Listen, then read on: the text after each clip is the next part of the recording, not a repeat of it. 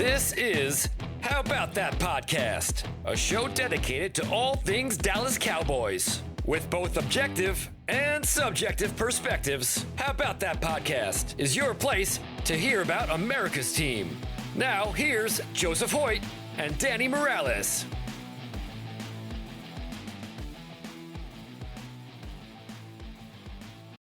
Okay, I want to start this podcast with a warning, and Joey's not going to be happy about this because it's kind of a little dig at him. If you hear a small plane in the background, that's not a plane. It's just a humidifier that Joey's using in his basement right now as he's recording down there. So just an FYI. So you probably heard it right there as the mute came off. Yeah, I'm very sorry to all the listeners out there. There's nothing I can really do. But it doesn't sound as bad, but it's one of those things elephants in the room, Joe. You got to point it out immediately, and then you got to move on. I agree. You know, embrace that noise. Embrace the noise. I like that. That sounds like a high school football slogan before going into the season. Like, hey, sounds we like might be the number one team. Yeah, embrace the noise, embrace the challenge, embrace the haters, embrace the humidifier, Joey. I will. These humidifiers or dehumidifiers takes water away. That's dehumidifier, right? Yeah, dehumidifier takes water away. Humidifier is like when you fill it up and add water into the air. Okay, so my grandma, I'm going to put her on blast really quick, too. Just a quick story, because she has a dehumidifier in her basement, too. And the other day, I'm actually back home in California right now, and more on that later, because I'm technically kind of in limbo in between jobs, which we'll talk about that in a second. It's a tease.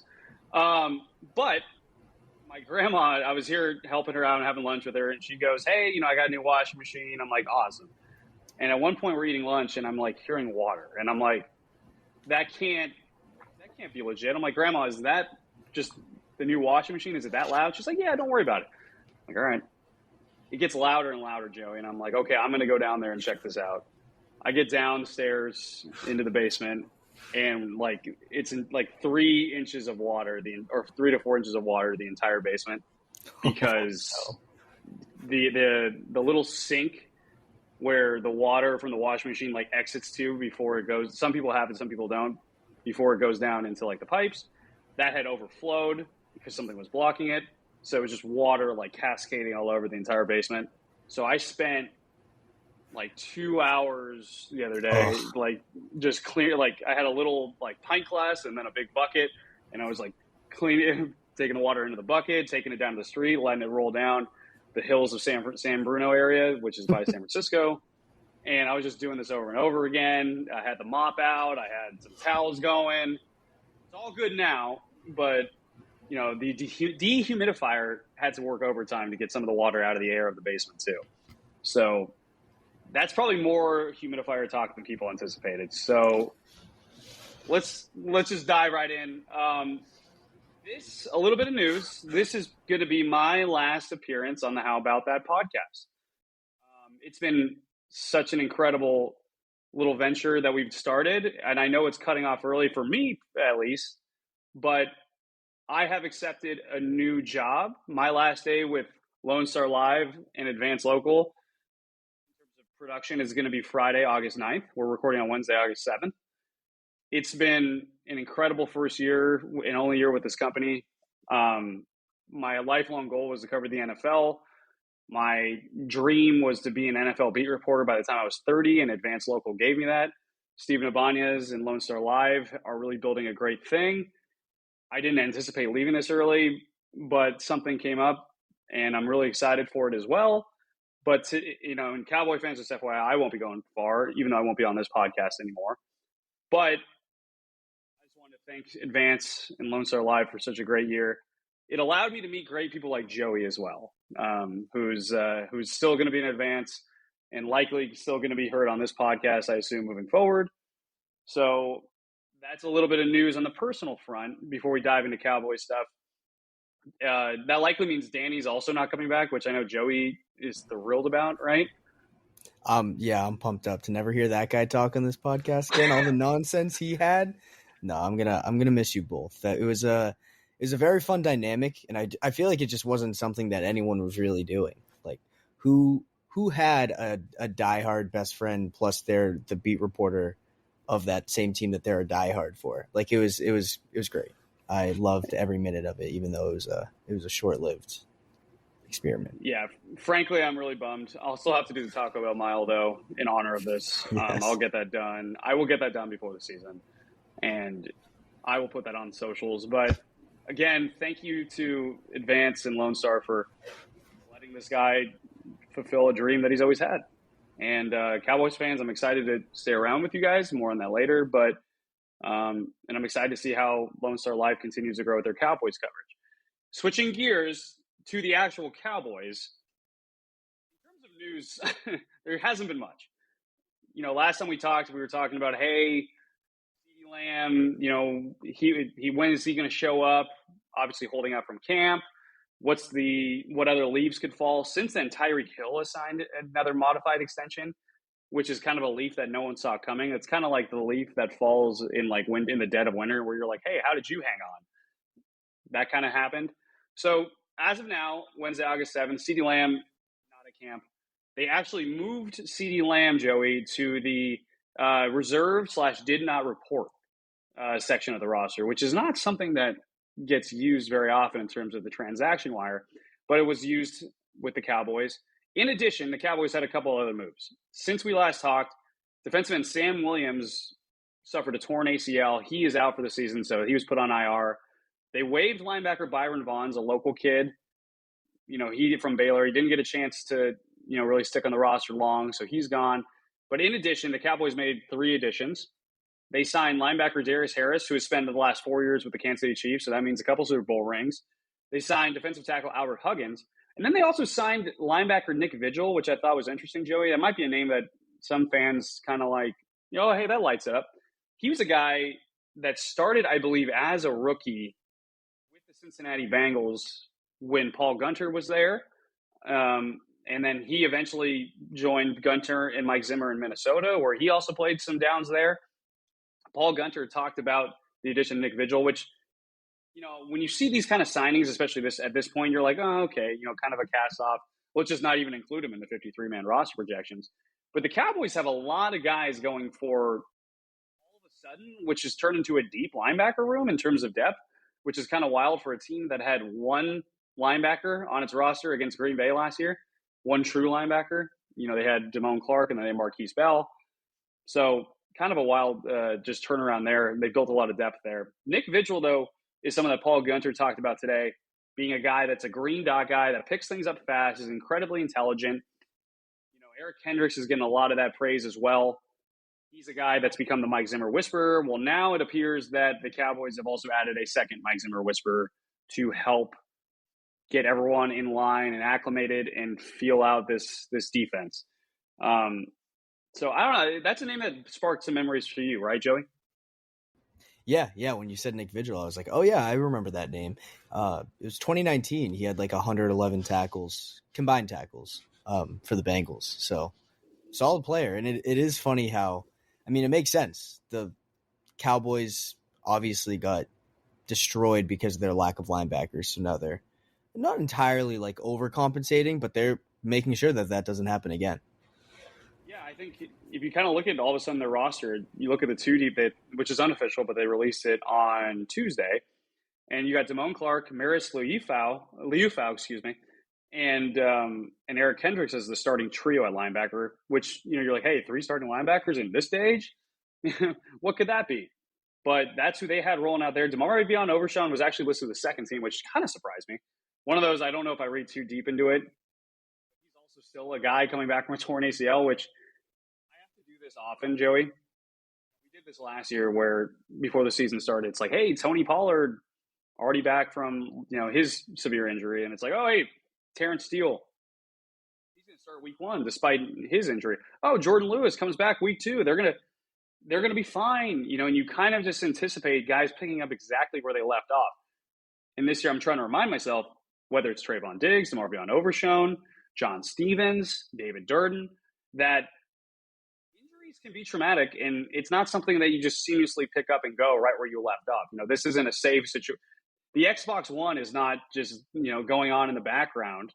You don't, while with, just running on its own, and you can pick up right where you left off. It takes a while. And though I think that the Cowboys and Britt Brown have done a great job with the rehabilitation program, that doesn't mean that Trayvon Diggs is going to end up being, a 10 interception guy immediately this season. It might take some time, as we saw with Jordan Lewis last year. So, all of a sudden they got a bunch of linebackers, though. Nick Vigil, whether it's Nick Vigil, Buddy Johnson, Jason Johnson, Brock Mogensen, these are guys that are going to have to prove that they can also do Damian Wilson. These are guys that are going to have to prove that they can also play on special teams, which is going to be a huge avenue to make this roster, considering with the new kickoff rules. Joey, did you know that I'm excited for the kickoff rules? I feel like we haven't talked about that. We kind of did, I feel like, at first when we first started the podcast, but no, we really haven't. And I love that the Cowboys have John Fossil, who, like, him and Darren Rizzi were they're known as the two guys that kind of spearheaded it among the special teams coordinators. So I'm interested to see. I doubt that'll necessarily give the Cowboys an advantage because they're all super smart, but I feel like there might just be some unique, interesting ways that Fossil and the Cowboys or Rizzi and the Saints go about it. Yeah, no, I think Fossil's going to have a field day. I asked Cavante Turpin and Mike McCarthy both, how creative is he getting? And they both kind of chuckled and, did not want to give trade secrets away. But they said, oh, yeah, no, it's going to be special with Fossil and Bones behind the kickoff return specialties. The interesting thing, too, is I wouldn't expect anything beyond vanilla, though, in the preseason. I think the first time you're going to see some fireworks is going to be week 1, potentially. You're going to see very basic, almost like drill-like stuff in the preseason, I feel like. I think you're going to see a lot of just hey, kickoff return block, let's go back and just get the form down, right? Kickoff returners, just get a feel for what it's like to kind of bob and weave through this. It's going to be exciting, though, once it actually turns on, but be patient because it's not going to happen in the preseason, I don't think. That brings me to one more point on special teams before we move on from there. Actually, I'll give 2 more points. This one's a quick aside that's not it's a little bit tangential, not adjacent to what we were just talking about. Cowboys kicker is not a storyline this offseason. I had to remind myself of just how dramatic that storyline was last year when you had, I even forgot who Brandon Aubrey was competing with, but it was just missed kick. This time, Brandon Aubrey missed 1 field goal on the first day, and I don't know if he's missed since in pads. So that trio is on fire. Nothing to worry about there. But the last special team storyline I wanted to talk about, Joey, was another path to this roster for some people. Obviously we know Cavante Turpin is going to be kick returner number 1, right? He's going to be the punt returner. He's a stud. You're looking at a guy as a potential Pro Bowler this year as a kick returner. Maybe he breaks out and has that first special teams touchdown that he's been so close to getting. The second returner spot, though, is going to be important too. And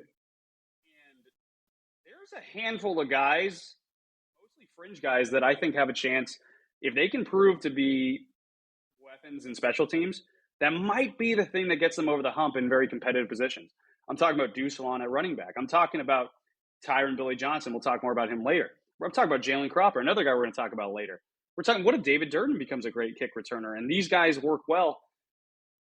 Honestly, that might be the thing that decides whether or not Deuce Vaughn, Jalen Cropper, David Durden, that might be the thing that decides whether or not these guys make the roster or not. So kind of an interesting path there. I'm excited to see how it works out. I just want to see, have you been playing NCAA 25, Joey? I've played once. Did you do any laterals backwards? I did not, no. Okay. Have you ever seen videos, though, of guys in NCAA 25 where they're running and all of a sudden they just throw it backwards and just the ball flies for 20 yards, but lands in a lineman's hand who's just alone and can run? I want to see some of that on kickoff return this year, Joey. I wanted to bring up the point. I think there's a chance, I'm not saying it's going to happen, where the first maybe 1 to 2, maybe 3 weeks of the NFL season, kickoff returns are crazy successful because it's something these guys have never seen before.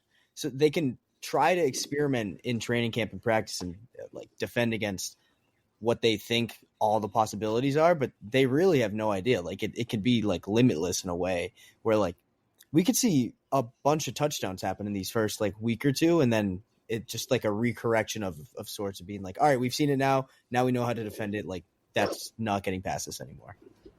No, I think it's a good point. I think it's also interesting is like, so we don't know exactly how it's going to work. We don't know how exactly everyone's going to attack it.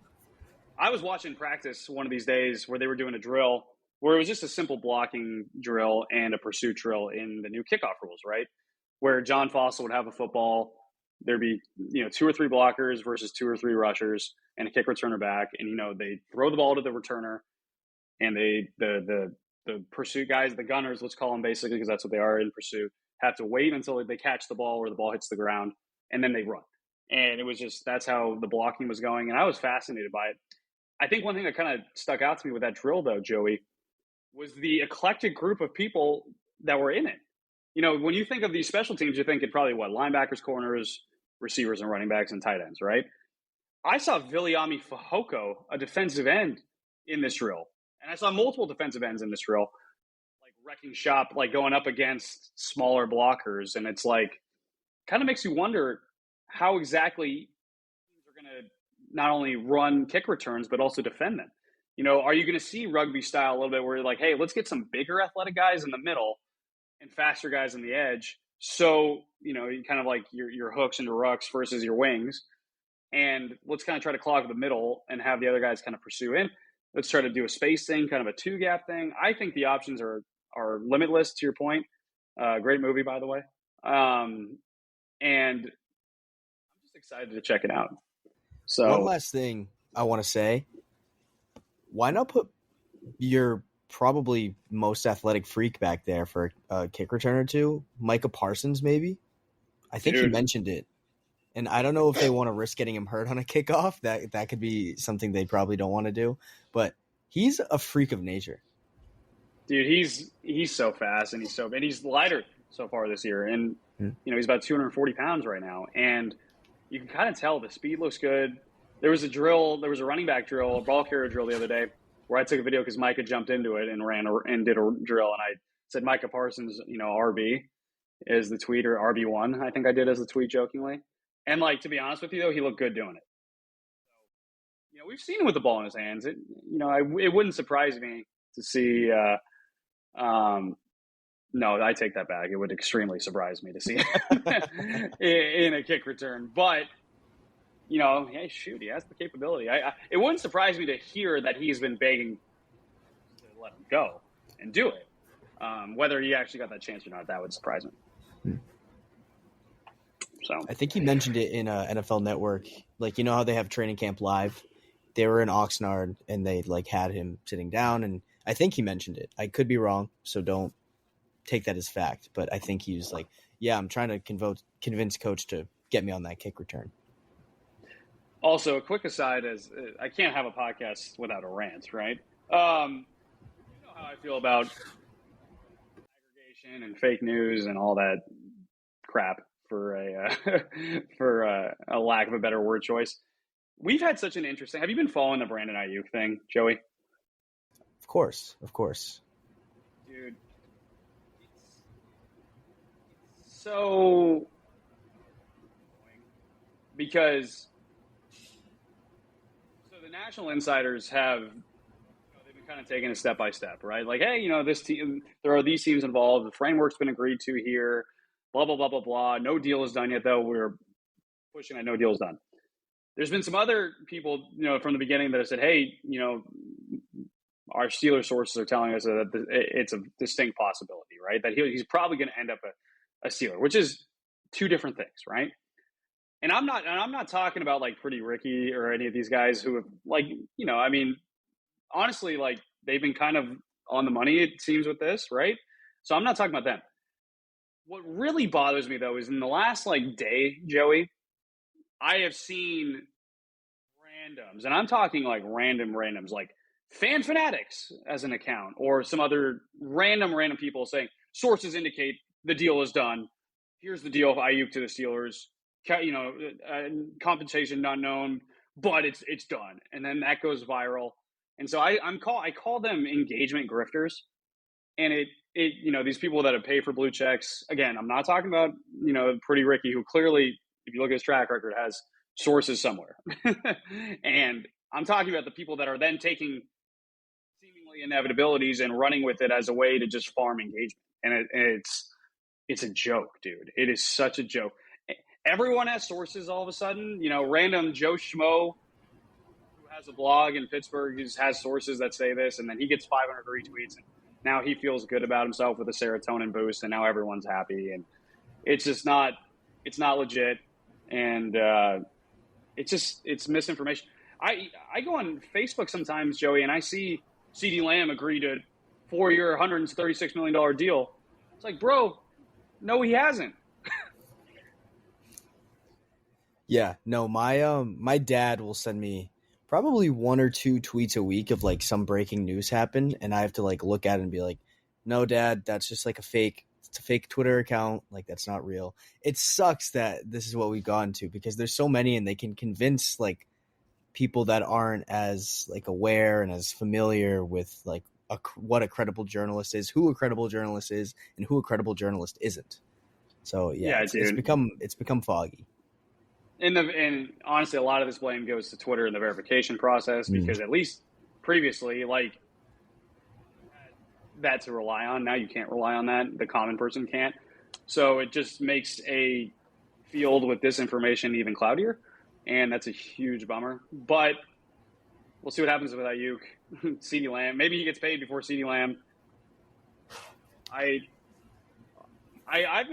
been told that CeeDee Lamb and the Cowboys are not that far apart, but also like it's been lingering, so I don't think they're that close either. So there's also not a huge deadline. I think the Cowboys. One thing that I've really ascertained over the last couple of weeks, I don't think the Cowboys are worried about CeeDee Lamb's lack of attendance and how that might affect the season. I don't think so. I think the one thing that Mike McCarthy has pointed to a lot is the work that Dak Prescott put in with CeeDee Lamb this offseason, just on their own. And that includes, what happened in Oregon with, all the quarterbacks and receivers working, in Lake Oswego and Nike and Beaverton and Nike. So I think they're not worried about the Dak Prescott CeeDee Lamb connection firing on all cylinders just like it did last season, even if CeeDee Lamb takes a while to show up. Also, a reminder for those just tuning in, CeeDee Lamb sure is accumulating potential fines every single day, but because he's on his rookie deal, according to the CBA, the Cowboys get to relieve all of it. None of it is mandatory. So unless they wanted to sign CeeDee and then stick it to him, which makes zero sense, those fines are not going to become a thing. So we'll see what happens there moving forward. Joey, shall we move forward to some storylines, other storylines in camp? Let's do it. All right, let's do it. For my big first takeaway and my question for you, how long did you think it would take before Tyler Guyton what? became the starter? Personally, I thought he was going to become the starter pretty fast. I feel like this is right on track for what I thought. Give him a week or whatever it is, 10, 11 practices to kind of get the offense under his belt. But first round tackle, they lost Tyron Smith. Chuma Edoga, no disrespect, just probably not the long-term answer at left tackle. I was thinking fairly quick into the preseason. Yeah. Well, it appears that Tyler Guyton has already made that turn. And again, they might be still trying to make him earn it a little bit, and they put Chuma back there. But once again on Wednesday for a walkthrough, Tyler Guyton was the starter, and that was coming off being sick for like 4 days and missing practice. So he immediately steps back into the starting role. And to be honest, Joey, he deserves it. One thing I wrote last week was Chuma Edoga proved last year to be a versatile asset that could step in when needed and play and do the job. He knows his assignments. He can do left, right, great. He can come in, and that's an asset, right? But that's probably what he should be, again, moving forward. He should go back to that role because Tyler Guyton, glaring, Joey, when you in person, Tyler Guyton's huge and athletic. His movement ability. I watched him on a toss once, and he was out in front. I think if it was Nate Pete, and I was just like, dude, that guy's moving so quick for a guy that big. He's huge, but it is so glaring when you watched Tyler Guyton go up against Micah Parsons and shut him down the entire day in pass pro specifically. And then the next day, the Cowboys went back to Chuma Edoga was healthier, so they put him back in the starters. And then just watching Micah Parsons feast on him for an entire practice, just beat like a drum. What's that one movie where it's just like faster, like again? With gosh. Miles Teller. This is embarrassing. I love it's like one of my favorite movies. I almost said Drumline, which is a very different vibe than that movie. It's the name of the song. Whiplash. There it is. Whiplash. Yeah. Honestly, watching Micah Parsons dominate Chuma Edoga felt like a Whiplash session on the drums. It was over and over and over again, and I think it was so impressive what Tyler Guyton and pass pro was able to do against Micah Parsons that I think that won him the job then and there. The mental stuff will come. I also think that if that same day, that was the first day in pads. If you watch Tyler Guyton, because he started with the second team, it's funny. The storyline actually changed because by the end of practice, he had dominated Micah Parsons. Okay, this guy needs to be starting right away. Early in practice, though, he was with the second team, especially in run blocking. He got caught reaching a couple times. He got a little bit out of place. He even slipped once. And I was like, ooh, not the greatest day for Tyler Guyton. And then he quickly turned it around and looked like a guy that can start a left tackle right now.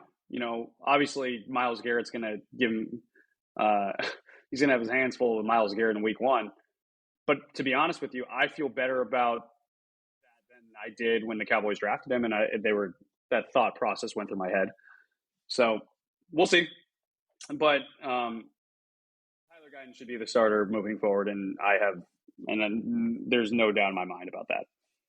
So that's my first kind of big takeaway from camp. Second, I want to talk about kind of a position battle that I didn't really I knew it would be a battle, but I didn't think it would be this intense. And that's for the back end part of the receiving room. Obviously, CeeDee Lamb is not there. We know that. And that's really allowed the attention of everyone to really shift a little bit. Instead of watching, what's CeeDee Lamb going to do? It's like, okay, you watch Brandon Cooks, who looks good. Jalen Tolbert has looked really good. He has set his confidence through the roof, and it's pretty obvious that it is. He looks like a guy ready to make that third-year jump, like Mike McCarthy would hope. But after that, there's a lot of guys who have looked pretty good. Jalen Brooks has had his moment, though he's had some drops too. That's been a little bit of a surprise and kind of a ding against him. But the two guys that are going to make things really difficult for the Cowboys are Jalen Cropper and Tyron Billy Johnson. T-Billy, as they call him. Both of those dudes, Joey, are making plays often. They use the term stacking days. Their stacks are as high as anyone in that wide receiver room right now because all they're doing is making plays. Tyron, I had a good conversation with T-Billy, Tyron Billy Johnson, and he's a guy that has one of the more unique career paths I've seen. He's here. Let me get the exact age right here. And let me get some other little factoids ready for you. Joe, if you want to jump in, go for it. Yeah. Well, I just looked it up. He's 28. But I think it's so funny that, so what, are both of these guys competing for that fourth receiver spot behind Tolbert sort of, or is it more? Dude, it's one of those things that's hard to tell. And this is where I think it's interesting. Okay. So let's run through it really quick. CeeDee Lamb, 1. Brandon Cooks, 2. Jalen Tolbert, 3. Jalen Brooks, probably 4, right? Even though I think both those guys have had better camps than Jalen Brooks, who has had some moments too. But now you're talking, okay, 5, 6, and 5 and potentially 6. It's not a guarantee they would take 6 guys, 6 wide receivers on the roster, right? So who else is there?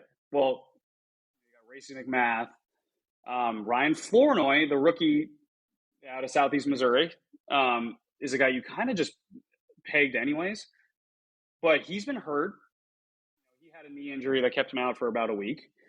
And during that time, these two guys played really, really well. And it makes you wonder, okay, how safe is Ryan Flournoy's spot on the roster, right? Can he play special teams? I know Jalen Cropper and T. Billy can. So I think you just got to the crux of it. My question is, are either of these guys going to push Ryan Flournoy off the roster? I don't know. I mean, does Ryan Flournoy get hurt at some point in preseason? And the next thing you know, he's on the IR, and and they have him on the roster, and he's not taking a spot. One of those things. Who knows? But honestly, both these guys are going to make life very difficult for the Cowboys to cut. I want to go a little bit into detail on both of them really quick because I've talked to both of them over the last month about this. T. Billy is a former 4/5-star recruit from New Orleans, right? Originally went to LSU, was only there for a year, finished at Oklahoma State. He went undrafted in 2019. Since then, here is his route. Texans, Bills, Texans, Panthers, Chargers, Jaguars, Raiders, Texans, Bengals, 49ers, and then Cowboys. He's been on the Cowboys since last year. The Cowboys brought him back in the offseason. He was a free agent. They wanted him back. He's back in camp, rocking number 13. But he's a guy, if you look at his career, he's had pretty much one good season. And that was in 2020 with the Chargers when I think he had multiple 50-yard catches. He looked like a big play threat. Obviously, COVID probably allowed that. But it looked like he was kind of hitting his stride. And that's honestly all the real career longevity he's had. So he's a guy that he told me, he's like, dude, people forget this. I haven't had the same coach / been in the same offense 2 years in a row ever in the NFL. Ever. And now he does. And he kind of, if you go back to what he did last season, and it's funny, I saw a Chargers fan site said, like, don't let Tyron Billy Johnson confuse you guys, Cowboys, like Cowboys fans. He's going to be bad. Or he's going to flash, and then he's never going to do anything. Which I thought was kind of a wild, weird take to have 4 years after he's been on the team by one of those fan sites. Anyways, this is his second year in the offense. He's making a lot of plays. I'm curious to see if he can actually turn into a roster spot. And then Jalen Cropper is another guy who's interesting. Cropper was a guy that was projected like a 5th, 6th round pick last year. He goes undrafted out of Fresno State. I thought this was also interesting about him. He was a 4-star recruit out of Fresno, the Fresno area. I think it was Buchanan High School. And he went to Fresno State as a 4-star recruit. Like, he had options to go to UCLA, I think Oregon. He had like probably double-digit offers. And he said, no, I kind of want to stay home and go to Fresno State. He did, and he had a chance to enter the transfer portal when that was first a thing. He didn't do it. He was kind of, I think he had 2,200 receiving yards in total over 4 years at Fresno State. Goes undrafted. Literally is on the practice squad last season, Joey, does not get off of it all season, which is kind of like a weird place to be all season because that means you're doing good enough to stay on the practice squad, but you're obviously not getting your opportunity to advance into the starting rotation. And if you kind of look at the Cowboys last year, they actually were very healthy in the wide receiver room. Not a lot of guys, not a lot of room for practice squad guys to get called up. They had Martavis Bryant. I figured maybe he might get a shot. That didn't happen. So Jalen Cropper spends the entire year on the practice squad. He said, when I talked to him, he said that he went out to LA to work with a guy who works with like Stephon Diggs and Eric Kendricks. And his whole goal was like, hey, instead of prepping for like the combine this year and 40-yard dashes, I just want to work to understand my body, the way it moves, and try to make the most of it. And, frankly, he's moving well. He's a guy that kind of just keeps getting open. And, I think he's had, if you look at Tuesday, and they were off Monday. So if you look at Tuesday's practice and then Sunday's practice, there's an argument to be made that Jalen Cropper was the best receiver on the Cowboys those 2 days. Better than Cooks? Cooks had a good day too, but like, in terms of the total package, who was the best receiver both those days? Might have been Jalen Cropper. Wow. Is there a way they can keep – so they have Lamb, they have Cooks, they have Tolbert, I imagine. Is he a lock I keep forgetting about Kevontae Turpin, dude. I got to stop doing that. So Lamb, Cooks, Kevontae Turpin, and that's 4. And now you have Jalen Brooks – so it might be these two battling with Ryan Flournoy for the 6th spot, which is, that's not going to be easy to make. Yeah. And do you think Jalen Brooks is a lock for the 53? You would think so, right? But I think that there's always these tough conversations, and I would guess so. But I guess my whole point here is, and we'll see how it goes in the preseason, Tyron Billy Johnson and Jalen Cropper are making these very tough for the Cowboys, I think. Interesting. On the back end. And I think what it could come down to, Joey, is how good are either of those two on special teams. So, interesting, dude. I'm very curious to see how it goes. Another guy let's talk about really quick is one Mozzie Smith, who obviously did not have the rookie season that anyone really hoped for. His weight was down.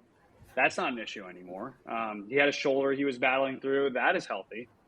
And Mozzie has had moments of good play where, he had strength that made him one of Bruce Feldman's top freaks, kind of displays itself. But I think he's still mysterious at this point, Joey. Like, I still don't know what exactly to think. Like, yeah, there's flashes, but you want out of a guy that you drafted in the first round that is going to have to probably take a lot of interior defensive line reps this year, especially on the defensive line that's incredibly thin. That's another takeaway from this camp, especially after the Sam Williams injury. Like, that front defensive line is thin. So Mozzie's going to have to play a big role, and I still don't know how well he can do it. That's kind of I think it's one of the biggest mysteries on the Cowboys right now is how is Mozzie Smith actually going to look with a bigger role? I don't know.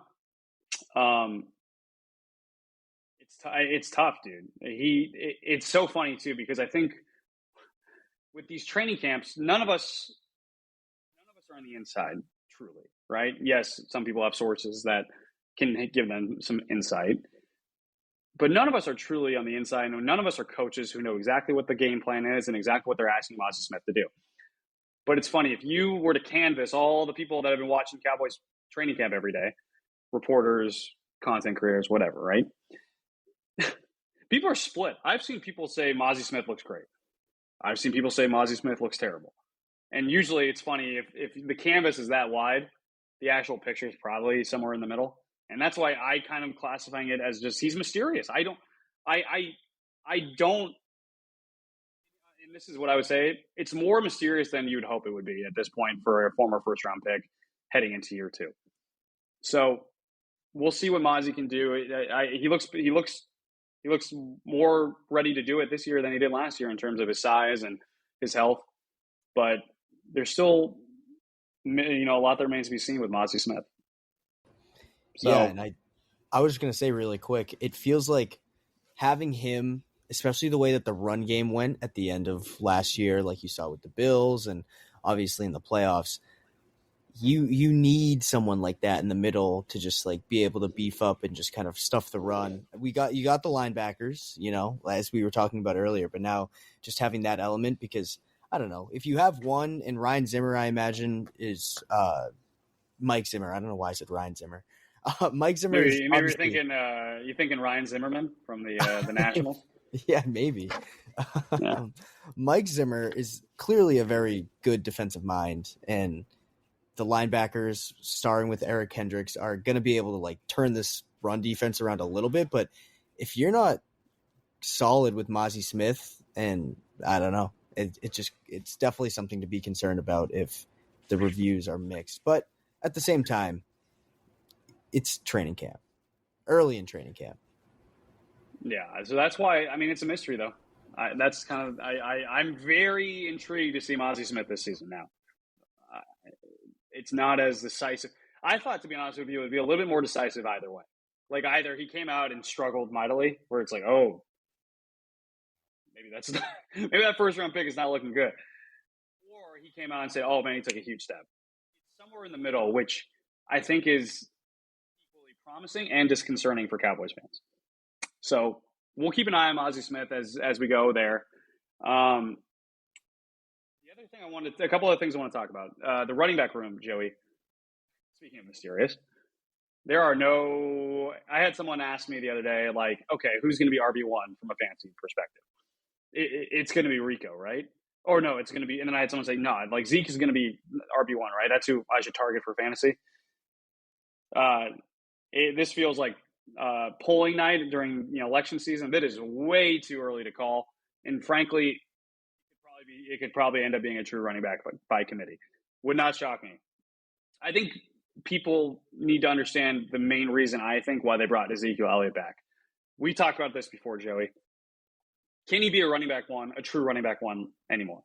I don't think so. I don't think he's a guy that you can count on to run for 1,000 yards, right? But that's not what the Cowboys are going to ask him to do.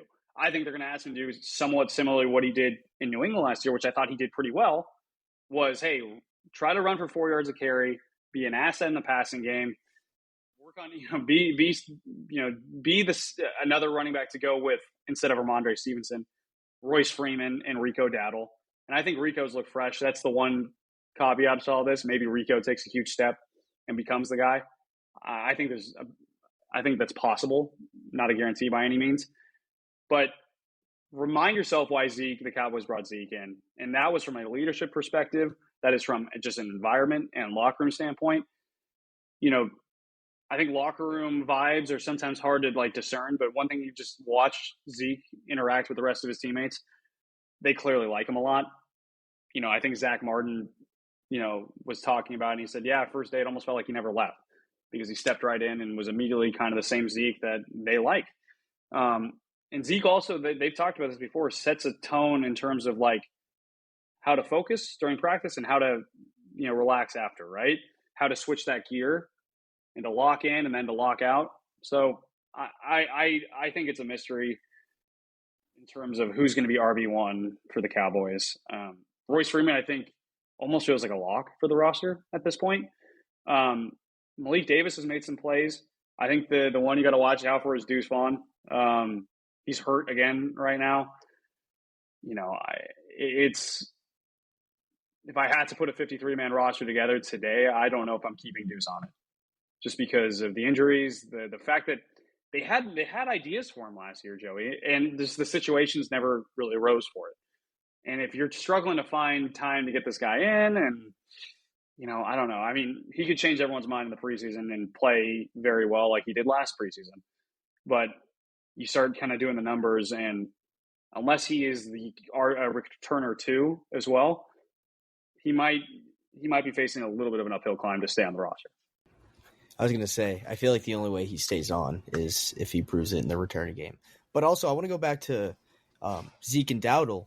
I feel like I'd be shocked if it wasn't a running back by committee. Not to say that, hypothetically, Zeke gets 50 more carries than Rico Dowdle this season or something like that. But I think as long as both of those two guys are healthy, and Royce Freeman, it seems like it's going to be a little bit in the mix at least. I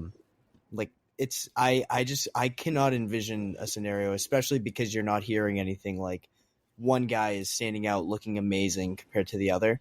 Like I'd be shocked if one of those guys ends up getting like a significant amount more of the opportunities at running back compared to the other. I kind of agree with you too. I also want to side. So Royce Freeman, he's from San Diego, and it's so funny. We talked to him the other day. He's so San Diego, California chill. Like they're like, yeah, where do you think your role is going to be on the roster? And people might be like, oh, you're going to try to. He's just like, yeah, whatever they want. I'm whatever they need. I will do it. And then he's just very San Diego chill for it, and it makes sense that he's from there. I was looking it up, Joey. One thing I think the Cowboys are trying to reclaim is what they had in 2022, right? When Tony Pollard and Zeke were really bouncing off each other well. Those two combined for about 1,800 rushing yards this season, or that season. I don't think it's crazy to think that, the trio between Freeman, Zeke, and Dowdle could get somewhere close to that, right? Like, say they ran for 1,600 yards in total between the three of them, and say that's 800 yards from Dowdle, 500 yards from Zeke, and 300 yards from Royce. Like, that wouldn't surprise me to have that kind of separation there from that committee. I think that's probably what you hope is not one person runs for 1,000 yards, but the trio of them can average 4 yards a carry and run for more than 1,600 yards this season. Does that make sense? That makes sense to me. And honestly, I think Turpin is going to add some rushing yards depending on how much they use him. CD had over 100 rushing yards last year, and I feel like the way he's a skilled guy. I have no idea what they have planned for that. If they want to maybe just keep him more in the run game this year, and that was kind of a just a one-off 1 year type of thing. But those guys could be involved. It could be a whole team effort in terms of rushing yards and who leads the way. Turpin had a rushing touchdown last year, maybe 2. So did CD. CD had 1. Yeah, CD had 1 on an end around for sure. Yeah, no, to your point, I mean, maybe they get a little bit more versatile in that regard, right? Let's talk about one other battle that I think is actually kind of coming to the forefront, and that's the battle for center. And I think that, and it's kind of, I think both Tyler Guyton's beginning and Cooper Beebe's beginnings have kind of gone how we expected. We expected Tyler Guyton to not get the reins first, but take them very quickly, which it appears he has. We also expected Brock Hoffman to put up a battle and to put up a fight. And I think that's exactly where we are. And it's funny because I think some people are just saying, oh, once Cooper Beebe's snaps kind of get aligned, which has been a little bit, I don't want to use the word issue because he's had a couple missed snaps, but I don't think it's as bad as some people think. But also there's a fluidity in terms of snapping and blocking that I think Cooper is still working on, which makes sense. He has not played center since he was in Pop Warner. I have shown a photo of that on TikTok before. So it takes some time to get used to it. And I think Hoffman right now, I think if the season started today, obviously Brock Hoffman would be the starter at center. I think Cooper Beebe's going to have to fight to win that battle. And I had this thought, Joey. Tell me what you think about this. If Brock Hoffman ends up beating out Cooper and is your starting center, and Zach Martin ends up retiring next year, which he kind of indicated that it's funny because remember that went viral a little bit during minicamp, hey, it might be my last season. It was funny. The first thing he told us when we talked to him, and he's like, well, I got to be careful, man, because that's not that when the reaction that went different than I expected. So clearly, he's conscious of the fact that people think he might retire, and I don't know if he's willing to go there yet, clearly. But hypothetically, let's say he retires after this season. Is it the worst thing in the world if you've identified a solid starting center in Brock Hoffman and you can just move Cooper Beebe to guard? I don't think that's the worst thing at all. Yeah. And have TJ Bass also in there too. I don't think that's a third round pick wasted. It just maybe it was a different avenue than people expected. Yeah. And I mean, even if Zach Martin does stay next year and Brock Hoffman kind of earns that job over Beebe, if it's still a competition, Beebe's that good, that just means that they have great interior offensive lineman depth, which I mean is never a bad thing. People are going to get hurt. I think their interior offensive line is so deep, to be honest. The guy that's really stuck out too from a depth perspective, TJ Bass has looked good too. He cut his hair, which it's a good look. He had some long flow and now that's gone. He cut his hair. I have to ask him a little bit more about that. But Austin Richards has looked really good too. And he's a guy that Mike McCarthy's like, hey, we really like the athleticism from him. But last year, from a strength perspective, he wasn't there, right? So he's been working at both guard and tackle. He's a guy that has added more depth there too. So you kind of look at it, and I'm not talking about tackle, but you look at it, you have a good amount of depth on the inside between Beebe, Zach Martin, Tyler Smith, Brock Hoffman, TJ Bass, Awesome Richards. They've got some depth there, and I think they should feel good about it. Tackle, between, still the mystery. I mean, we don't know how Tyler Guyton's actually going to look when the season starts. And then Terrence Steele, who has looked healthier, has looked better than I thought he did early last season.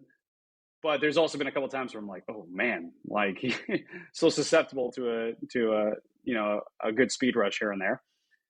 But I think their interior depth is really good. And if at the end of the season Brock Hoffman started 17 games, that wouldn't blow my mind at all. So I'm interested to see how, because like you just mentioned, the question mark of this offensive line is at the tackle spots. The interior seems pretty solid. how does that affect the way that McCarthy calls plays? How does that affect the way that they run the ball? Everything like that. I'm interested to see what that ends up meaning for the offense in 2024. Yeah, maybe more like quick passes too. Just kind of, let's get CD on slants. Let's get, Turpin on a crosser. So that's a great point. We'll see. I think, but I also think too, from like a pass pro perspective, I'm very confident about Tyler Guyton's ability now, just after seeing him. And again, that might be rose-colored glasses because I don't see offensive tackles every single day from across the league, right? I'm not. Full disclosure, guys, I'm not watching Cleveland Brown practice film right now to see how their tackles are doing. I know what looks good against the Cowboys defense, and Tyler Guyton does. So, and Shuma Doga did not, frankly. So we'll see what happens there. All right, should we go to the last guy the other storyline that I think we need to talk about, Joey? Or do you have anything else first you want? No. I'm excited to get to this. I've been waiting. All right, let's talk Trey Lance. I had this thought the other day, Joey, while watching him. And it was probably like practice like 4 or 5. And I wondered, I was like, dude, I bet you that Trey Lance has had more passing attempts against Minnesota high schoolers the last 10 years than he has against college and NFL quarterback or NFL defenses. And certainly NFL defenses, right? And I think it's actually pretty close if you were to combine them. So I think because he had a good enough amount of reps in college to pass that threshold. My point being, this is a guy that has, 100 reps or 100 passing attempts? Is that what we have, Matt? Or 109 or something like that? Joey's going to get that really quick, that piece of info. How many NFL passing attempts he has at this 102. point. 102. Just over 100 passing attempts, right? I've thrown more 7-on-7 passing attempts in my life than that. Not a huge sample size. And I think that's one thing that made him very mysterious, right? And very intriguing. And you watch him in practice and the talent is there. There's some of his scrambles. I mean, like, damn, dude, he's faster than I thought. Looking faster than I even thought he looked when he was playing in San Francisco and scrambling a lot. But he looks indecisive and he looks inexperienced. And he's also missing, he had the one practice where he had 2 interceptions, one to Willie Harvey, who's another linebacker who's competing for all that role, for the roster spot. And then he had one to Marquise Bell, where he just clearly didn't see him and threw him right to him. And those are backbreakers. And those are just signs that I think it goes back to what Mike McCarthy has said over and over and over again over the last year when talking about Trey Lance. He needs reps. And the unfortunate thing is I don't know when he's going to get those reps in gameplay. And I think that's going to be, for at least the early part of Trey Lance's career, that might be the most telling thing is, how do we label what happened to Trey Lance to the extent of his rookie contract, which, mind you, the Cowboys did not pick up his 5th-year option. So he's a free agent next year. We might look at it as a guy who is extremely talented that never really had the chance to build on it. And I think he needs time, and I just don't know how much time he's going to have to prove it. In terms of how your QB depth chart looks, it's going to look just like it did last year as of right now. Dak Prescott, Cooper Rush, and then Trey Lance. You wonder when Trey Lance would ever get the chance. I think, just kind of reflecting on his career, if he doesn't get hurt that year and the Niners go a full season with him and he's able to get some kinks out, maybe he's a guy that starts to build on that, takes some steps. But the shattered ankle that he had, I believe it was just ankle, maybe it was just a broken leg. But the season-ending injury he had there, between missing an entire college season due to the COVID pandemic, this is just a guy that never has had the chance to really see a lot of bullets flying and kind of build on that and get experience. And I think that that's an invaluable thing. And he's never really had that opportunity. So that's kind of my assessment of Trey Lance. Are there good moments? Yes. There are. It's funny. I've noticed, Joey, that he looks better when you almost take some of the options away. So we're talking about rollouts and we're talking about simple reads and we're talking about, hey, 2-minute drill. So don't think, just go, right? I think he's been at his best during 2-minute drills. And I'm kind of curious. I was thinking about his career in San Francisco. And part of me thinks that was actually when he was his best too. But he's just a guy that needs reps, and I don't know when he's going to get them. And that's kind of my assessment right now of Trey Lance. The preseason. I mean, it's not real regular season reps. I'm interested to see how they divvy those up between him and Cooper Rush, because Dak hasn't played in the preseason in like 5 years or something like that.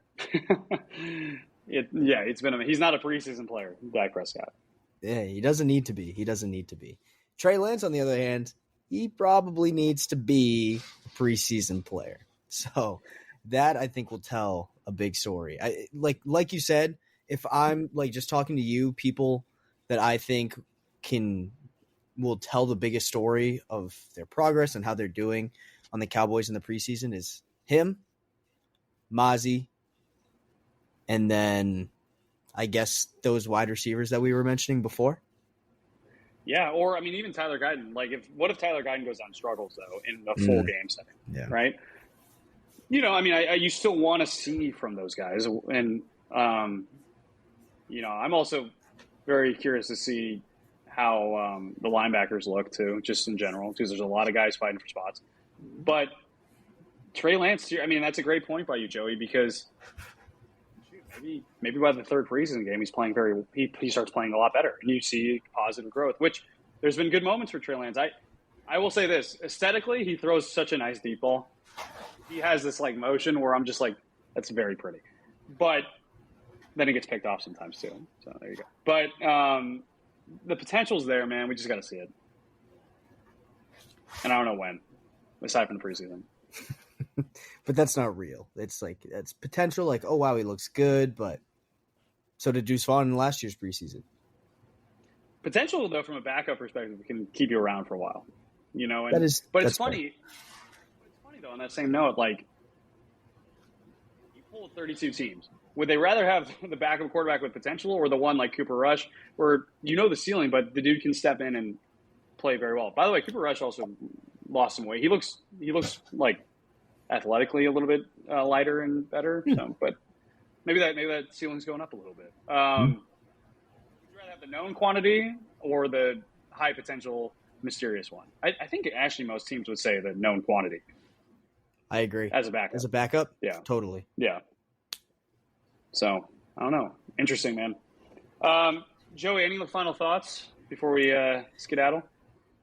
It hasn't fully sunk in yet that this is going to be our last podcast together on the How About That podcast. That's a little sad because I really think, I mean, we started right before the draft, which I guess is a live time, but the most exciting, the most fun part of this was going to be the games. But at the same time, that doesn't mean it doesn't mean I'm mad at you. That just means I'm sad, but I'm so happy for you that you have this new opportunity and so deserving of it. And I know you're going to kill it. And I'm very, very excited to see everything that kind of comes with you in this job and how that all goes and see you rise up.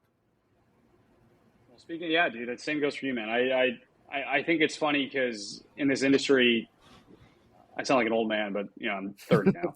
But in this industry, you can kind of tell pretty quickly, like the young people, like, okay, that person's got it. Or, you know, I don't know about that person. Dude, you've got it. You're a hard worker. You're smart. I'm really excited to see what you do, and I'm very thankful for our time together, dude. I just want to play golf with you someday soon, though, and beat the crap out of you there. That's the one thing. I can golf with you. I can't let you beat the crap out of me golfing. That would stink. Maybe you can. I'm not that good. Hey, Danny might be an easier target, but. But anyways, thank you again, first to Advance and Lone Star for having me for the last year. It's been fantastic. Don't unsubscribe from this podcast because I'm pretty positive it's going to continue. I know Lone Star already has some plans on how they're going to replace me. You'll find out about that very, very soon. But yeah, stay tuned for the next episode of How About That podcast when it does come. And thank you again to everyone who's been around. And I look forward to talking with you guys and again soon. So thank you.